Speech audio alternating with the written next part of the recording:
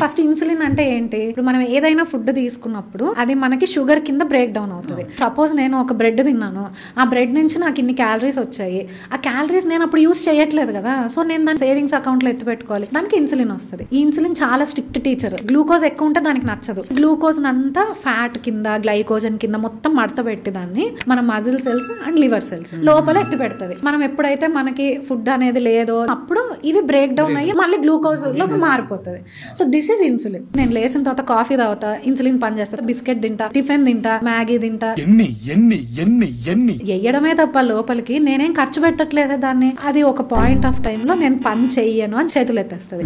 మరి మన బాడీ అంత ఈజీగా గివప్ చేసే రకం కాదు కదా. ఇప్పుడు ప్యాంక్రియాస్ ఏం చేస్తుంది, మీకు ఒక 100 యూనిట్స్ ఇన్సులిన్ రిలీజ్ అవుతుంది అనుకోండి, 150 రిలీజ్ చేస్తుంది, 200 రిలీజ్ చేస్తుంది. ప్యాంక్రియాస్ కూడా ఇంకా నా వల్ల కాదమ్మా, నువ్వు చాలా ఎక్కువ అబ్యూస్ చేస్తున్నావు, ఇంకా నువ్వు సఫర్ అవ్వు అనేసి అప్పుడు మనకి షుగర్ కనిపిస్తుంది. శివ, నీ బ్లడ్ లో షుగర్ పెరిగే రోజుకి 10 years ముందు నుంచి నీ బాడీ ఫైట్ చేస్తుంది.